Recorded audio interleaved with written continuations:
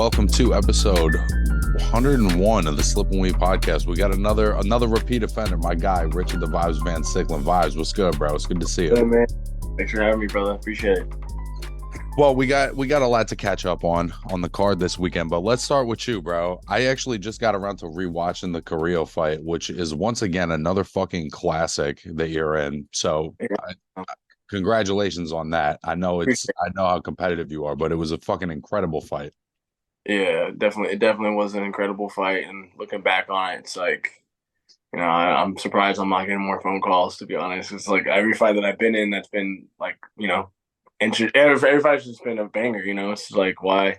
That's what the fans want. And I think I'm definitely a fan favorite. So, it was definitely a great fight, though, for sure. In your mind, would you like to, because you've had two very physical, tough fights this year, that one and the one with Gallegos, you're trying to fight again before the end of the year? Yeah, I've been trying to get on at the end of this month or early November or mid-November, whatever. Just trying to stay in shape for that. And yeah, I would definitely love to get, another fight under the belt, another win, back on the right track, for sure. Is a razor thin fight. It was really a flip a coin kind of a fight, bro. And sometimes it's just that's how it is. But you really came on late in the fight, bro. Like the last 3-4 rounds, you really turned it around, man. Like what switched for you? Did you see something in him? Did something change for you? Like I wish I would have turned that on earlier, and that's just something that you live and you learn from. Definitely wish I would have turned it on earlier, but there was a little bit of a size difference. Obviously, with the guy being 6'4", so left-handed. You can't really find sparring like that around. It's not really easy to find a 6'4" sparring partner who's southpaw. So you can't really prepare for that, but there ain't no excuses. I'll run back. I'll do whatever I got to do to get back on track. So I'm not tripping. So what was like, it was the first time you've lost in your career. What was kind of like the lesson for you, or what was the takeaway for you after the fact? The takeaway for me is, perseverance. And that's just something that's been running through my head for many weeks now. Is just you're not going to win every fight. You're not going to win everything that you do. But just have a winning mentality. You know what I mean? Just no matter what happens, you still have a winning mentality, positive intakes from whatever happens. And so for me, it's just like, I know what I can do next time to seal the deal. You know what I mean? I definitely should have pressed him right after I knocked him down. That's just something that I should have did, So But that was one thing I wanted to ask you about, because in that fourth round, bro, you had him very hurt, and it felt like just from watching that if you had pressed him a little bit, you might have gotten him out of there. Yeah, and I definitely won't be doing that ever again in my career. So if I hear somebody, I'm on them. That's usually what I do, but he had such a good. I give the hats off to him for having that demeanor. He's just so good at composing himself because he was really hurt. He really was watching the video back. But when you're in the ring, it's different from when you're watching it back. But he really did a good job of composing himself after he did get rocked like that. So in the moment, it wasn't like you went, "Oh, he's super hurt, but I'm not going to take it." It was like in your mind, you're seeing a guy that you think has kind of recovered or has a good poker face. Well, he just had a good poker face. I don't think he recovered, but he had a good poker face. And he's a skilled fighter. He's been in 400, 500 fights, whatever, how many fucking fights he's been in. On the record, off the record, who knows? But he's been in a lot of fights, so he knows how to recover himself really well and keep that distance. And he's just a bigger man, so it's just in your head. It's kind of after you had just gotten dropped, you want to be cautious a little bit too. But in hindsight, should have pressed his ass. Well, and listen, bro, he's a good fighter. I actually saw him at a couple of club shows in New York, and sometimes when you're at a certain level of club show, like the talent is varying, and he was definitely a guy that stood out at those shows because he was getting quick knockouts. He obviously hit super hard. But yeah, he's a hell of a fighter, and you had a great performance against him, bro. You really turned it around in that back half, because he did start very strong, and by the end it felt like every time you hit him that it was like really affecting him. Yeah, and I felt like those rounds were close, and one of the judges had a draw, the other two had to win by one round, but and a circumstance. I can't wait to talk about the fight this weekend because I think you know where I'm going with that. It just depends on who's watching the fight. It just depends on who's watching, and what they're looking for. And not every judge has the same eyes. It's a subjective sport, so you just kind of honestly, just not leave it to the judges. That's the best. Did That's your did best. you feel like you won when it was over? I felt like it was close. I don't feel like I did enough to necessarily take the win, but I don't feel like I necessarily got. It wasn't one of those losses where like I just felt like it was a really good fight. I felt like I didn't really lose, but I didn't feel like I did enough to win either. I felt like a draw would have been a good scenario for that fight to run I it think back. that would have been really fair. Like the 2 points was tough, but I think that especially since you got that knockdown, you got that get back on the knockdown. I felt like a draw would have been very appropriate. Yeah, for sure. But at the end of the day, it's just you feel like you could do more, and sometimes you can't. You didn't do it, so and that's unfortunate. That's what happened to me. So I learned from it though. That's for sure. Do you have any idea what's next? Or are you just sort of looking right now? I wish I did. Right now, that's the toughest part about this sport. Is there's opportunities that come, but we're looking for the right opportunity. We're not gonna be in a situation where we're taking stupid opportunities because that's how this business is. They just want to give you opportunities that don't make sense. So something that makes sense, I'll definitely hop on it as soon as possible. Well, I could tell you, bro, I definitely look forward to seeing you again. I know that when you're on TV, the fans are gonna get, the bang for their buck, bro. So we all look forward to seeing you in there again. Absolutely, it's gonna be a good one whenever it is. So I'm excited and I'm ready So for it. let's get right into this card from this past weekend. I was looking forward to talking to you about this one. Canelo Alvarez basically dominating Jermell Charlo for every round. Yeah. Um, I guess the first thing I'm curious your thoughts on is what was your take on Jermell Charlo's performance? We'll get to Canelo, but what did you take on how Jermell approached this fight? I mean, it honestly at this point, and just being where I'm at in my career, and just comparing everybody that I see that I know, like honestly, he deserves to be in there because he has put in the time and effort. He started boxing when he started turning pro when he was 17. He's 33 years old. It's over a decade of boxing, professional boxing at a high level, elite level. He's the best at 154. The title king, undisputed.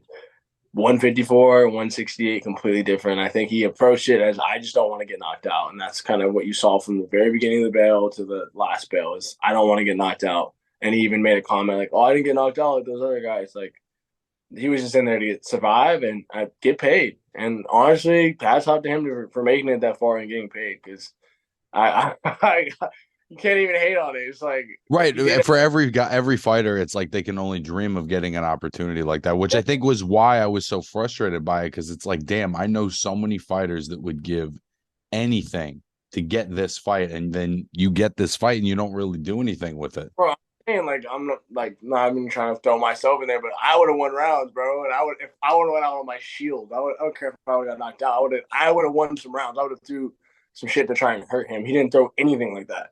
I counted his right hand. I think he threw like maybe five the whole fight. Like he did Right. get hurt.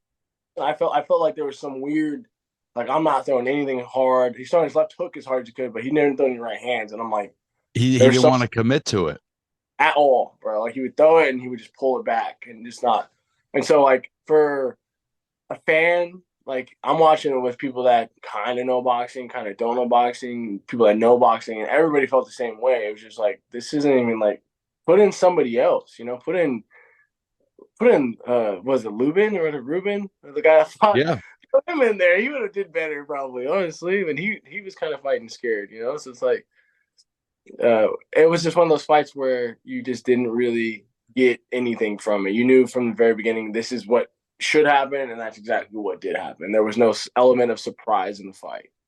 What Jamel's just always been like such a competitor. You know what I'm saying? Like you always know Jamel's gonna show up, and I just never thought that he would show up to this fight and just kind of give such a non-performance. And like I said, it's just the fact that Canelo is ultimately like the biggest fight you can get in boxing. So if you're the guy that gets the fight, I would hope that you'd kind of lay it all out there. Yeah, we would. That's what everybody wanted to see, and that you would have had a lot more respect from it if you would have did that. But there's just, the name. It's not tarnished, but it's just like what fights are left for him? Tim Tszyu, right? Terrence Crawford. He'll tear him apart. Terrence Crawford will knock him out probably in his fight. Easily. Yeah, so it's just like those are the two fights he has, or maybe fight his brother. Like I'd want to see that. Let's see those twins fight each other. right? Those are like I the don't three think fights. that'll ever happen, but I think a Nah, lot of people would watch it.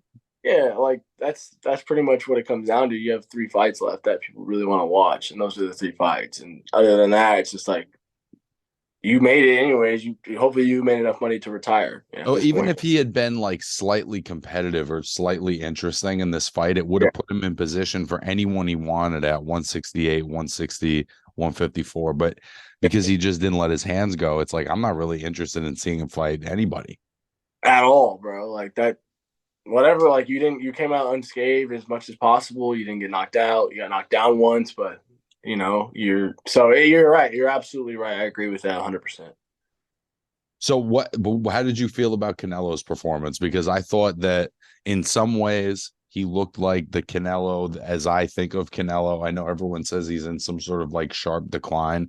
I don't know if it's a sharp decline, but I feel like he's just like less of a freak of nature maybe than he was a couple of years ago. What did you think of Canelo in this fight? I thought he did exactly what he's supposed to do. I didn't think he did anything absolutely astronomical. He's fighting a guy two weight classes below him. Like he did exactly what he's supposed to do. It wasn't anything crazy. Like you get a guy in there that's of size, me, Benavidez, anybody, like of size. You're not gonna push them around like that. That's not gonna happen. Like it's just not like so. It really wasn't a good indicator for me that he's back to where he was when he was fighting Triple G. Back in 2017, 2018. I don't think that he's ever going to be there just because he's been fighting for too long. There's a time, and I think that time is gone and past, and he has too much going on to really get to that point. And so, no, I don't think he did anything crazy, in my opinion. I felt like there were times where he could have put his foot on the gas a little bit more, but like you said, he basically did what he was supposed to do. Yeah.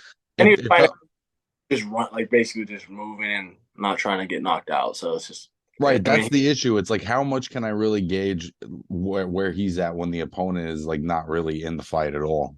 course, I've seen better sparring, like at my local gym than that fight. To be honest, like it was very uncompetitive. Like to say the very least, it was just not anything to really write home about. And people that don't know boxing, they're talking about how this is such a legendary fight because it's history in the making. It's like, nah, that wasn't it. It It could was have been. It kind of could have been if one weight Jermell really brought it. one weight class difference. I don't think two weight class differences is too big of a jump. Unless the guy's like a freak of nature and massive, I just don't think it's just too big of a weight jump, in my So opinion. so let me ask you, as a super middleweight, right? Mhm. I've heard plenty of rumors that like potentially Terrence Crawford is interested in fighting Canelo at super middleweight. Is that even remotely feasible? Is he skilled enough to do that, or is that I like maybe the fun delusion? thing then the one we just saw for sure. That fight is one that we would actually be interested in watching because we know how good Buds is, and that actually is a fight that would be interesting to watch. But I think it would have to be at a little bit lower of a weight, like 165, 160, But otherwise, it's again we're gonna might see the same thing where it's just size difference. Like I the just can't skill. imagine Terrence just not letting his hands go. He wouldn't do that. He would go out. Like, it's just I just don't see him going out the way that, Charlo went. So I think it would be a much better, more entertaining fight.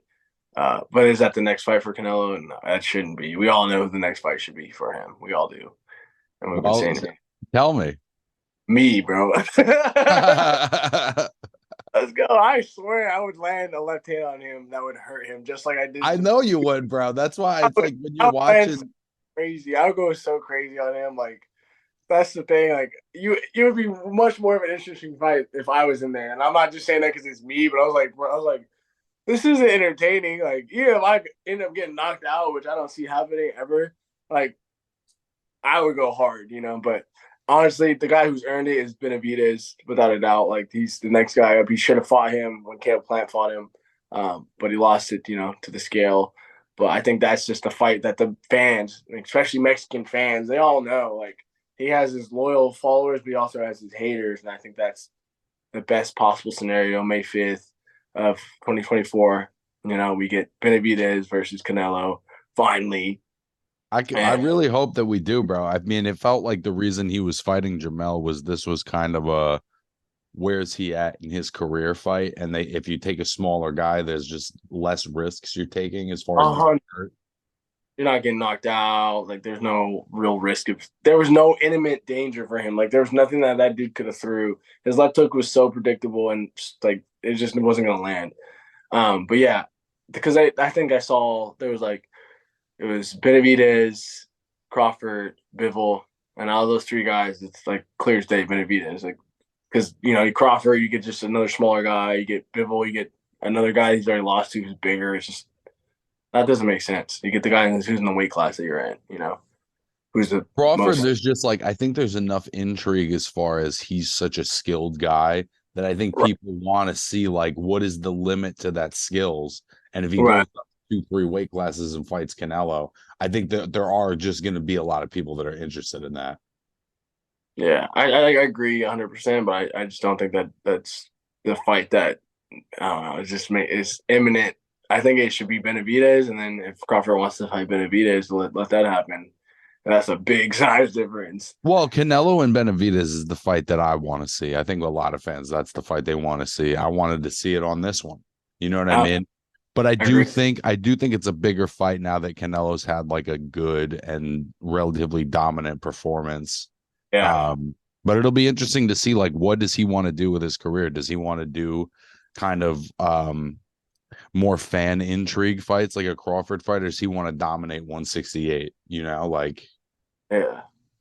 Honestly, if I was him, like let's make boxing interesting. Do a lottery, legitimately. Like do like a name in the hat and have like that's what I would do. Like it's like, oh, who am I gonna fight next? Because like at this point, it's like if you don't do that, it's like you're cherry picking, and you can because you obviously earned it. You can do whatever you want, but yeah. I think that thing just get just like a vote, like have the fans vote, Yeah, and take then the do top 3 from all of the belt organizations. So you have like 12 guys you can choose from, pick it out of right. a hat.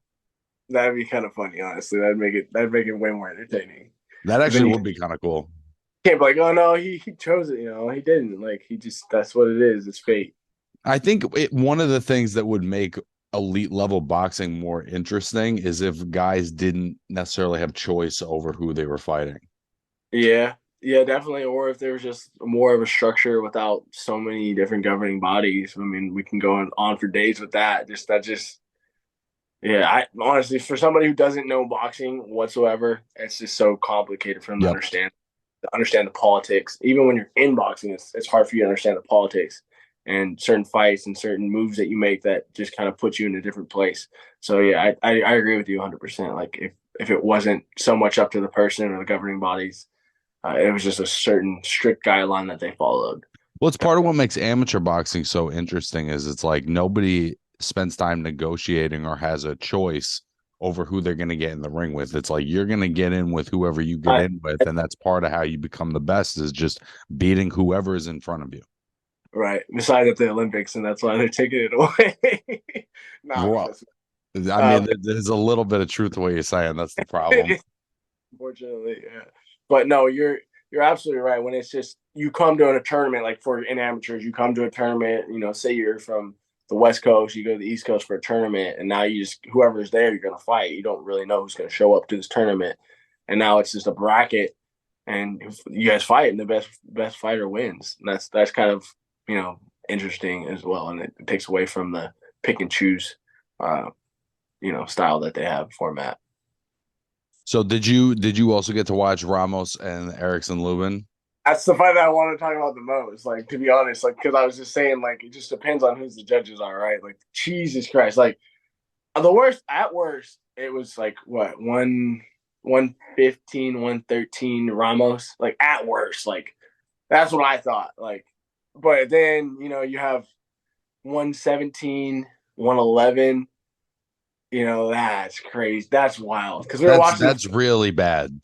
yeah, it was bad, and I get like the work, like he's throwing body shots and he's throwing the jab, but like it wasn't effective. And like the fact that he's able to push you on the ropes and it just for me it just looks bad. It looks like you're losing the fight. And I think most judges who watch boxing, that's what they're seeing too as well.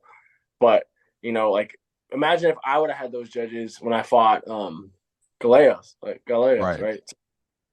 clear as day. And that was even worse because I'm actually hurting him and like knocking his mouthpiece out. And it's like how you get a fight, you get those judges for that, and like he didn't hurt him a Well, that single was time. the thing that was so weird was Lubin was boxing from the outside, but bro, he really, other than the jab, it wasn't like he was landing that much from the outside. Ramos was like his defense was really good.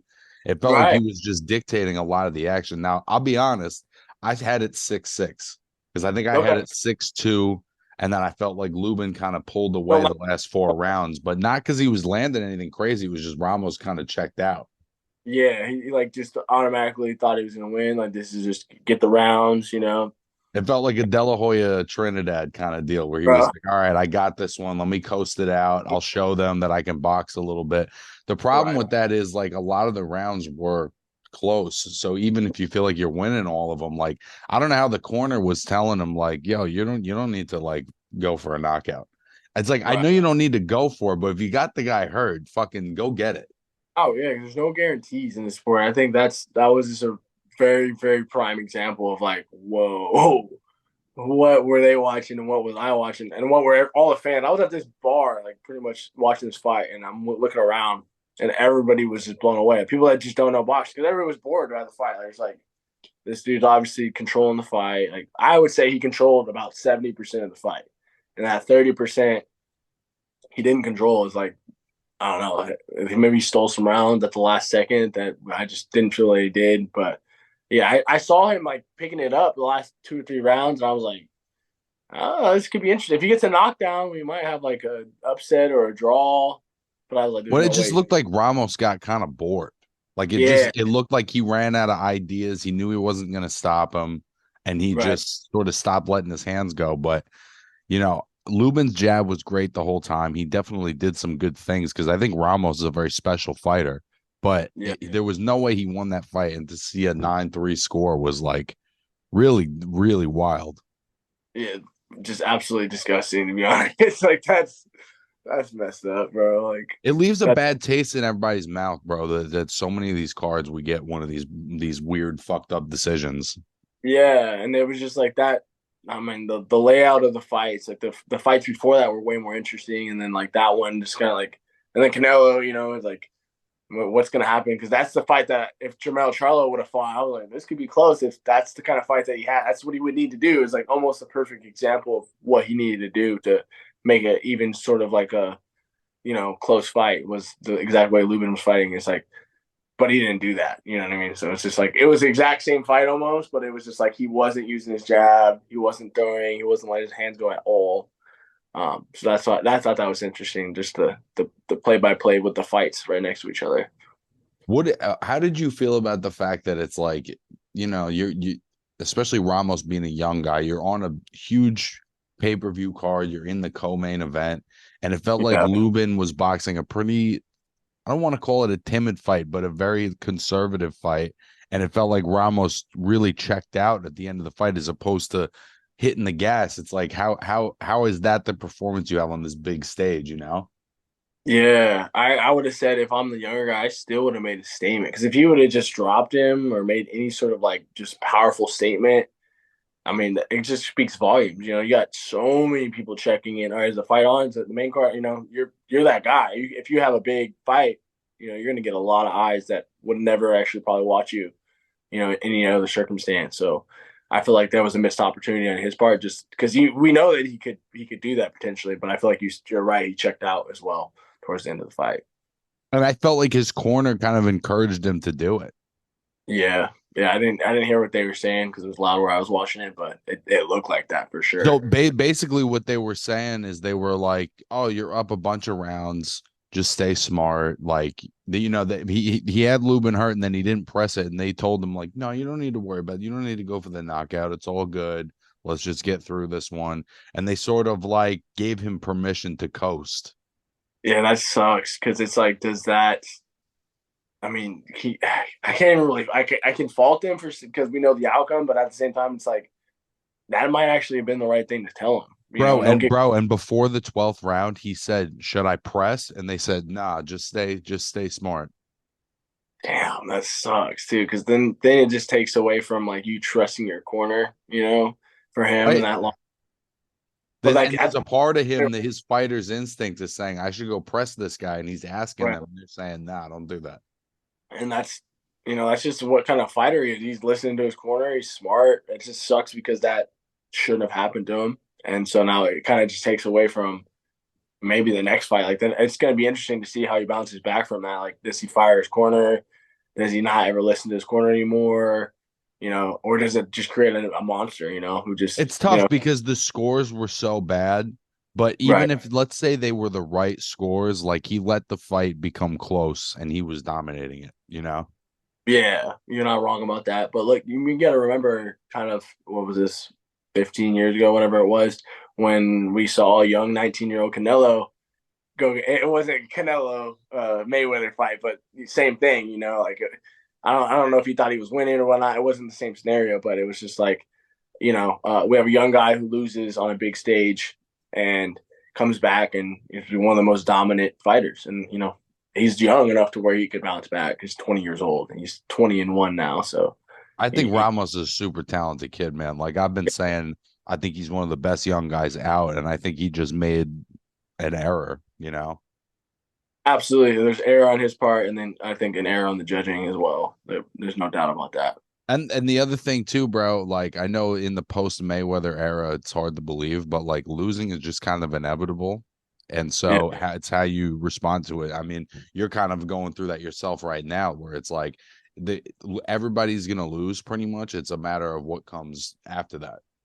yeah, absolutely. And like, what kind of caliber fights are you taking? You know what I mean? Like, you can be a guy who's 40-0, but you didn't fight anybody, or you fight guys who are undefeated, best in their country, 500 amateur fights, Olympians, so it's just what kind of caliber fights are you taking? And so, in terms of the whole spectrum of it, I just wish it was, there's just so much that, could be better about the sport and that would make it better for everybody. But it's just, one fight at a time. And you just wish that things were better, but it's not always going to be that way. It's not always going to go in your favor either. So again, don't leave it to the judges. And that's what I think he'll never forget that for the rest of his career. He's going to take it to the house every single time. Right. I'm sure that shit's gonna haunt him, bro. Um, What did you think of Mario Barrios getting the win over Yordenis Ugas? I thought it was a pretty impressive performance. It does seem like Ugas's eye is very fucked up from the Spence fight, but what'd you think of that fight? that was a good fight, great dominant performance, exactly what you needed to get back on the right foot. There's no question about it. That's a solid competitor who, in the last few years has been at the elite level, and you come in there and you do exactly what you dreamed to do, and I think he bounced back really well with that win for Dude, sure. Mario's a perfect example, right? Because he loses the Tank, loses to Keith Thurman, but it seems like his game has gone up another level since those fights. And like, he's still a young guy. It seems like he's learned from those experiences. And like, I know that Ugas maybe wasn't what he once was, but Mario looks sharp, man. Yeah, yeah, he did. I would definitely agree with you on that. No questions asked. I was definitely a little surprised all the time off. Like eye injuries are tricky, bro. Like if your shit is just not right, your shit is not right. You could see once Ugas's eyes started puffing up, there was no way it was gonna get. You know what I mean? They weren't gonna Yeah, do it with an end swell. that scar tissue is, yeah, it's one of those injuries where it's pretty much done. You can't really do anything about it. Have you ever had one of those like orbital bone, eye bone injuries? Oh, if you recall a year ago when I fought, um, why am I blanking on this dude's name? When I fought in Florida for the first time, I had like a big old contusion on my head. That's all I've had, pretty much. I've had like cuts and stuff on my eye, but I had a really big contusion, and that thing was disgusting. And that it didn't go away for like after the fight. I was like, I wanted to fight again quicker, but it was just like I don't like this thing is still here. I can feel it, and it took about like 3 months after the fight for it to go No away. shit. Yeah, it just kind of like sits there. You can feel a little beat. I feel like a pimple, and those you have those big monster pimples that are just underneath your skin. That's kind of what it felt like for a while, but it's gone now fully. So yeah, but if you just continue to get banged up and stay in the same spot, I feel like it would never go away. Last fight on that card, I wanted to ask you about. I don't know if did you get to watch my guy Elijah Garcia knock out Armando Resendez? Didn't get to see that one, but that's super cool that because I know you have been working with him and doing some content with him. But I know a lot of guys that know him, so that was super cool. Like I love seeing that guy, somebody in that position get a win on that stage. I didn't Dude, get to he's a see. great kid too, man. He's like 20 years old. He's got a son and he fights for the kid and he's just like he's everything you'd want a young Right. fighter to be. He's the man. That's awesome, man. Yeah, I saw that and it made me happy just because a lot of people reposted it and stuff like that. So I got to watch it through the eyes of other people. A question that I didn't get to see this, but did Mayweather's guy win? Did he fight? He did win, bro. So apparently, I think his name is Carmel Moulton. Yeah. Apparently, what happened was he fought after the main event. After the main event. After the main event, bro. I've always found this really weird about PBC, where and I think they put on some of the best cards, but there was 4 or 5 fights on this card that I, as a fan, would have loved to have seen that were not televised, and that was one of them. But so it was after Canelo fought? Yeah, What? apparently that's not, like not uncommon. There was some card, I guess, Gabe Rosado fought after the main event. I guess that happens at sometimes. I've never heard of something like that. They put a 4 round fight after the main event. That's weird, I don't know if honestly. they wait. I don't know if they wait for the venue to clear out or if people stick around or how the fuck that would work. But that's he had his pro debut after the fight. That's really strange, honestly. That's like one of the weirdest things I've ever even heard of. I've never heard of something like that. I thought he fought like at like 1 o'clock because I don't know. Actually, we're our team got approached for a fight and it was against the 19-1 Ukrainian dude. Uh, and I was like, it's a good opportunity, but for one, they didn't want to pay, of course, and then also it was like not televised, and that's just like something. It's such a high risk fight for low Right. pay, no really recognition. Even if you And do that's the win, thing that I don't understand is it's how does that, like when there's a top rank card, they're playing 6 hours of boxing, bro. And I yeah, don't see how it would benefit the promoter to put a fight on their card that they're not going to televise and try to get eyes on.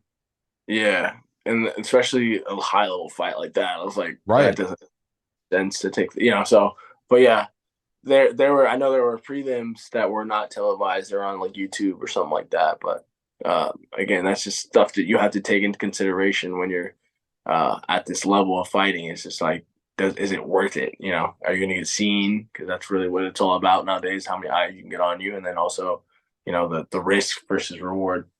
So yeah, Last thing I want to ask your opinion about because it's one of the big pieces of news from this week. They finally made Fury versus Usyk. I know they yeah. don't have like an actual date for that, but that apparently that fight is kind of a signed sealed deal. How do you see that one playing out, bro? I definitely see that. It's just not going to be that big of like it's going to be a big event and fight, but like it's just the size difference is too crazy, man. Like guy should be in his own weight class. Like he's just 6'10" or whatever, and just whatever 300 pounds, and versus a guy who's what 220 pounds, 6'3". Like it's Yeah, he's just like not. 20. He's like 220. Yeah, he's 6'3". It's just like cool. Like he's skilled as shit. He's left-handed, but it's just like I don't know, man. It's just at this point, like, what other fights does I think Tyson Fury is the greatest heavyweight of all time. Like, to quote me if I'm wrong, but like, who could beat that man? He's just too big. I actually agree with you, but I think in the last like since the third Wilder fight, it feels like He slowed he's just down. he's just not even that he's slowed down, it's just that he's not taking meaningful fights. Like he's about to fight an MMA guy. So I don't think that he's been taking boxing as serious the last couple of years, whereas I think Usyk is like full-time fighter. So I think that Fury has every physical advantage and might even be, you know, a little bit more talented, but I think that Usyk is just so disciplined and skilled. Like I just think the way he fights is so different from these other heavyweights because he fights more like a guy your size. You know what I mean? Right. Fights more like a athletic, in and out fighter. There's not guys like that at heavyweight. So I'm curious how Fury will respond to that. I am too. I just don't see it. Like, it's just too big, man. It's just the size difference, the skill. Like the skill, I would say it's comparable. I would say Usyk is super skilled, but it's just like so is Tyson Fury, man. Like Yeah. be that big and be able to move like that is just like obscene and it's kind of unfair. He should be in his own way. It's just Well, nobody. I think the important thing too is just like that it gets made, bro. That to have Yeah, an undisputed heavyweight champion is just good for boxing. 100%, 100%. And then also just like at the end of the day, like who else is there for him to fight? There's nobody else for him to fight. Like at this point, that's earned their way. I think it Right. was Like he could do a Jared Anderson fight. There's a couple of guys, but Usyk is like the only obvious fight where it's like, just go get yeah, the belts, bro. exactly, exactly. And I think Jared Anderson has a few more fights before he gets a fight like that. But I was gonna say something else. Oh, what do you think about that Benavidez Andrade card? Man, I is that has that been officially announced? I mean, I've seen like the rumor memes that everyone sees, but is that the real deal? Dude, I don't know, to be honest with you. And I think it's gonna happen, but like from my personal, just like from me seeing visually what's going on with his camp and stuff like that. I actually been invited to his camp. Might pull up over there to Seattle to get some sparring with him. But it's interesting because if you're a super box head, which I know you are, it's like he's asking me, which I'm left-handed. He has Dennis Duggan, who's left-handed. He has the guy I fought, Juan Carrillo, over there as well, who's left-handed. He has Jonathan Escobar, who was the 2016 Olympian when I was at the Olympic trials, who I think is a switch hitter, but I think mostly right-handed. And he has a few other guys there that are, at his camp already. So I'm like, is he gonna fight David Morrell? Is that what he's prepping for? Because like, is that what's gonna happen? But I don't know, and I'm not gonna ruin it. But I think he is actually fighting in November because I think on the undercard his brother's fighting the other Charlo, so that should be a good fight as well. What do you think about that one? Well, I'm looking for if Jamal is actually going to fight. I mean, it's been so long. Um, bro, I love Benavidez Andrade. That's a fucking great matchup. In a lot of ways, they're in a similar place in their career, not in age, but it's just like two really talented guys that have a hard time getting other top guys in the ring with them. And I feel like whoever wins that fight, like kind of kicks their way in the door for other big fights, you know? Yeah, I mean, again, is it fair to say winner of that gets Canelo no matter what, like in Right. May.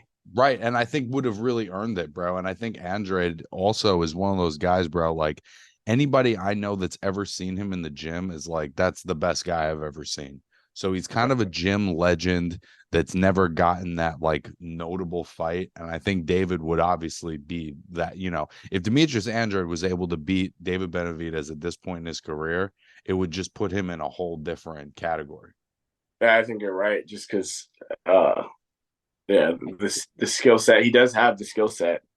Did I you should. ever spar with Boo Boo? Did I make that up? I, I don't know. I've never sparred with him. I've never really like I've heard of him ever since I started fighting, but I've never had a chance to spar him. I'm But telling you, bro, anybody I know that's ever been around him in the gym is like everyone that I know that's seen him is just thinks that he's the most talented guy that they've ever been around. right, definitely. I would say in my personal experience from like I was shocked. I was like, damn, he's hella good. It was Devin Haney. I was like, yeah, that guy's fire. he like round robin the whole gym. I was like, damn, that's impressive. Like, So, but any thoughts on him and Regis?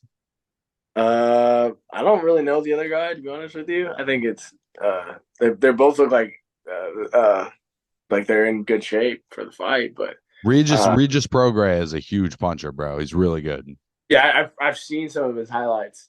I've seen some of his highlights, but I just don't see him being Devin Haney. And then another guy like that is Shakur. He's super talented as well. I think he's definitely one of the best. Have And you trained around Shakur? I seen him at the Olympic trials and the Olympic Training Center. So I've seen him when he was young, even younger than he is now. But he was super talented then. With Yeah. guys like Haney and Shakur that are just so sharp like that, like when you see him in person, what's like the difference? Just the speed. I mean, like they're just fast, ball and quick, but they just don't really make that many mistakes because they do it so many times over and over again, and they're so fast that they just don't get caught with stuff. And I think that's just what really good fighters do. Like I love watching, knockouts and stuff like that. But when you have two really skilled guys in there, you're just not going to see that. And I think that's also what happened with that Lubin and Ramos fight. Is they're just both skilled guys, so they're not going to get caught with huge shots. But again, that's the difference. Is just the speed and just not getting caught with stupid punches. Well, shit, vibes. It was good fucking catching up with you, bro. It's been a Yeah, while. I haven't talked to you since I saw you out in Vegas. yeah, I look forward to seeing you in the ring again, bro. Is there anyone, anybody, anything you want to shout out before we wrap this one up? yeah. I just want to shout out my sponsors. I got a bunch of great sponsors that I've been working with, and just keeping me going, keeping me training, and keeping me focused. I want to shout out you with your podcast here, the Bob and Week podcast. Always having me back. I appreciate you for that.